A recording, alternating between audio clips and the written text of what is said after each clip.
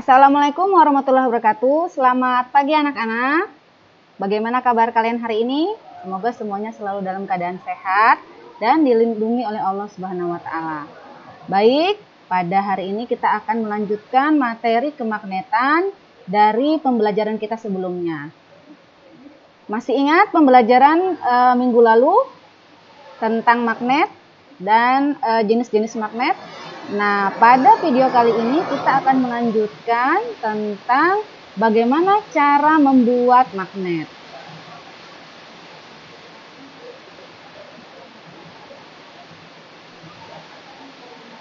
Baik, anak-anak, tujuan pembelajaran kita pada hari ini adalah yang pertama, menyelidiki cara membuat magnet. Yang kedua, menjelaskan cara menghilangkan sifat kemagnetan suatu benda. Kemudian yang ketiga, mendeskripsikan teori kemagnetan bumi.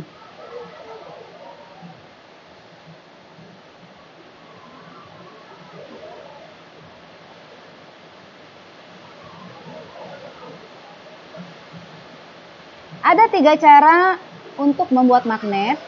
Yang pertama dengan cara menggosok. Nah, penggosokan dilakukan dengan cara searah ya. Batang magnet digosokkan dari ujung besi sampai ke ujung yang lain dengan cara searah dan secara terus menerus. Maka nanti besi akan menjadi magnet yang bersifat sementara.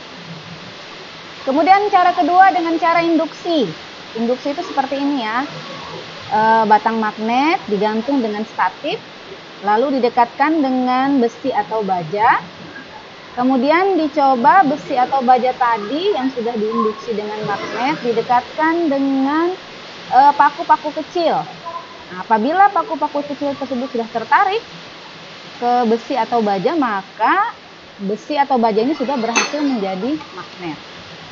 Kemudian cara ketiga dengan cara dialiri arus DC, yaitu dengan cara besi dililitkan dengan kawat tembaga, lalu ujung-ujung kawat tembaga ini dihubungkan dengan arus listrik DC pada baterai.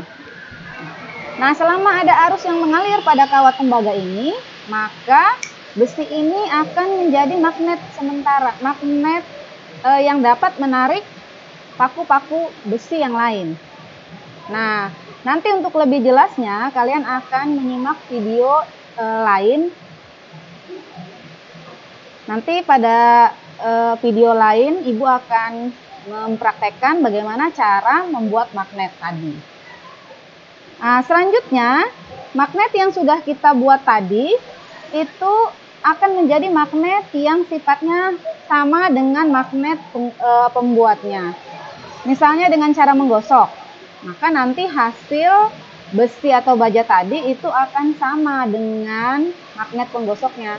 Nah, bagaimana cara menentukan besi tadi yang mana bagian kutub utara dan mana bagian kutub selatan?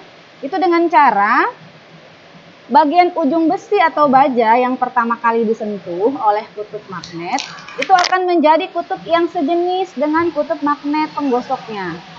Sedangkan bagian ujung yang lain akan menjadi kutub sebaliknya. Nah, kemudian yang kedua, dengan cara induksi menentukan kutub magnetnya, bagian ujung besi atau baja yang diinduksi akan menjadi kutub magnet yang berlawanan jenis dengan magnet penginduksinya. Sedangkan bagian yang lain menjadi kutub yang sebaliknya. Kemudian yang ketiga dengan dialiri arus DC, menggunakan kaidah tangan kanan menentukan kutub magnetnya. Dilihat dari lilitan kawat pertama terletak di atas atau di bawah. Nah, nanti menentukan kutub magnetnya utara atau selatan. Bagian yang menunjukkan ibu jari menandakan kutub utara, sedangkan bagian yang tidak menunjukkan ibu jari menjadi kutub selatan. Nah, ini nanti juga ada di video ibu yang lain. Nanti silahkan menyimak bagaimana cara menentukan kutub magnet buatan yang sudah kita buat tadi. Di mana utara dan di mana kutub selatan dengan 3 cara menentukan kutub magnet ini. Selanjutnya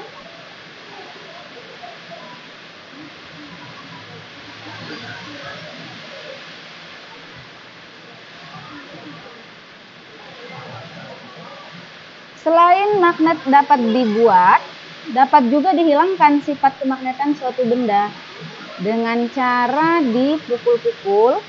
Jadi magnet itu apabila dipukul-pukul atau terjatuh dan berlangsung secara terus-menerus, nanti susunan magnet elementer di dalam magnet batang ini akan tidak teratur, sehingga tidak lagi memiliki kutub utara dan selatan. Nah, kalau sudah seperti itu, magnet ini tidak akan bisa lagi menarik benda-benda lain walaupun benda tersebut bersifat ferromagnetik. Kemudian yang kedua, dengan cara dipanaskan atau dibakar secara terus-menerus dengan suhu yang tinggi dan dalam waktu yang lama, sama juga akan mempengaruhi susunan magnet elementer di dalam magnet ini. Nah, nanti lama-kelamaan magnet ini juga akan hilang sifat kemagnetannya. Kemudian yang ketiga, menghilangkan sifat kemagnetan suatu benda itu bisa juga dengan dialiri arus AC. Nah, kalau tadi membuat magnet caranya dengan dialiri arus DC, untuk arus AC menghilangkan sifat kemagnetan karena diberi arus yang bolak-balik. Nah, sama juga prinsipnya, itu akan mengacaukan susunan magnet elementer di dalam magnet, sehingga magnet ini nanti akan hilang juga sifat kemagnetannya. Seperti itu. Nah, ini nanti, ini tidak Ibu praktekkan ya, nanti magnet yang di lab bisa hilang sifat kemagnetannya. Ini untuk kalian ketahui. Makanya magnet itu tidak boleh ditaruh sembarangan. Penyimpanannya harus hati-hati dan harus bagus. Tidak boleh terjatuh, apalagi kena panas. Dan dijauhkan dari aliran arus bolak-balik atau arus AC. Baik, kita lanjutkan.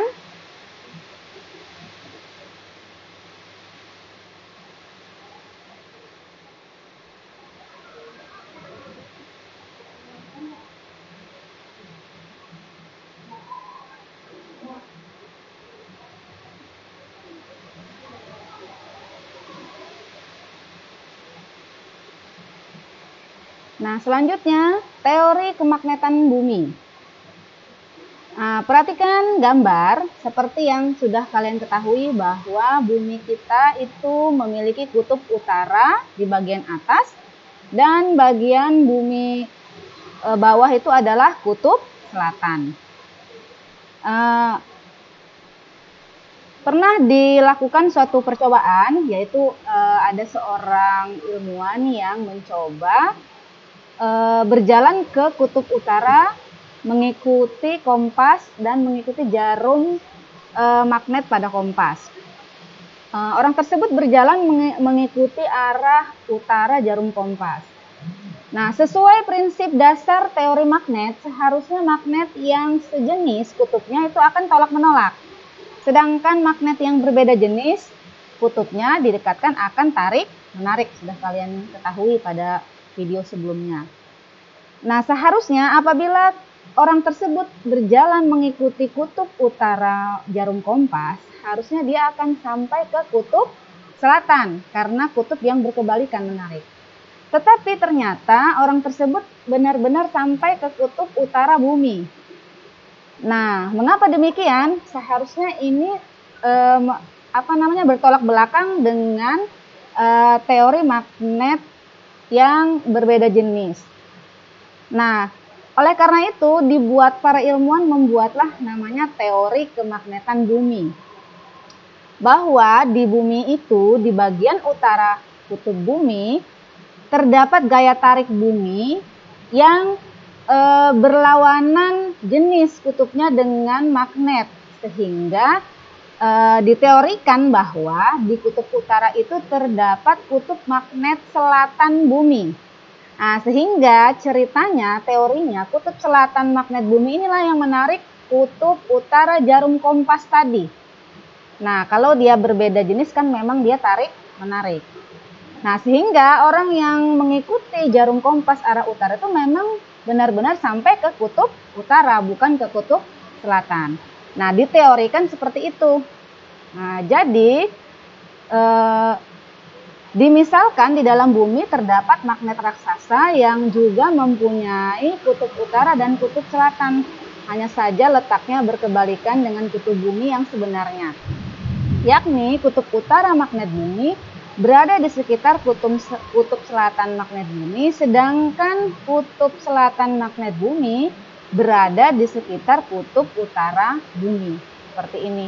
Jadi bukan benar-benar di dalam bumi itu ada magnet raksasa seperti ini ya, itu hanya diteorikan. Ada gaya tarik bumi yang dinamakan magnet bumi, tetapi kutubnya berkebalikan dengan kutub bumi yang sebenarnya. Nah, kalau kalian perhatikan di sini kutub magnet bumi dengan bumi ini terjadi sudut penyimpangan ya, tidak tegak lurus antara kutub selatan bumi, kutub selatan magnet bumi dengan kutub utara bumi yang sebenarnya tidak tegak lurus, tapi membentuk suatu sudut sekian derajat. Nah, inilah yang dinamakan sudut penyimpangan magnet bumi. Ada dua macam sudut penyimpangan ini.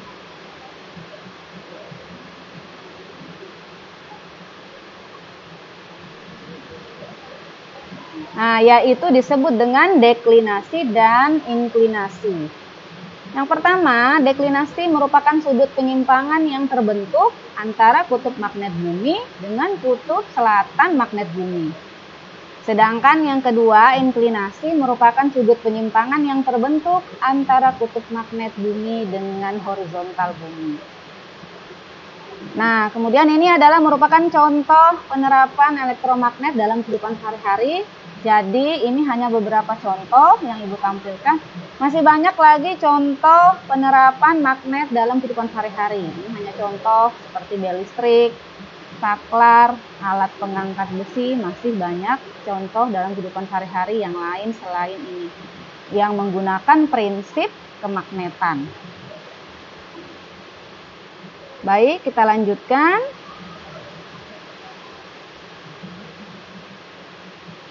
Nah, saatnya kalian untuk mengerjakan tugas ya. Seperti biasa, tugas dikerjakan pada format Google Form yang sudah disediakan di Classroom. Tugasnya di video ini ada 3 ya. Yang pertama, cara manakah yang paling bagus untuk membuat magnet agar sifat kemagnetannya dapat bertahan lama? Dijelaskan. Kemudian yang kedua, jelaskan bagaimana prinsip kerja magnet jarum yang terdapat pada kompas. Kemudian yang ketiga, berikan contoh benda atau peristiwa sehari-hari yang memanfaatkan prinsip kemagnetan. Nah, ini kalau bisa nomor 3 ini jangan cari contoh yang lain, jangan yang sudah Ibu berikan tadi. Jangan hanya menyebutkan bendanya saja, tapi jelaskan peristiwanya dan cara kerjanya atau prinsip kemagnetan pada benda atau alat tersebut. Baik, sampai di sini mungkin itu dulu yang bisa Ibu sampaikan. Kalau ada nanti masih ada yang kurang jelas, silahkan kalian boleh mengirimkan pertanyaan melalui Google Classroom atau WhatsApp Group. Ibu akhiri, Assalamualaikum warahmatullahi wabarakatuh.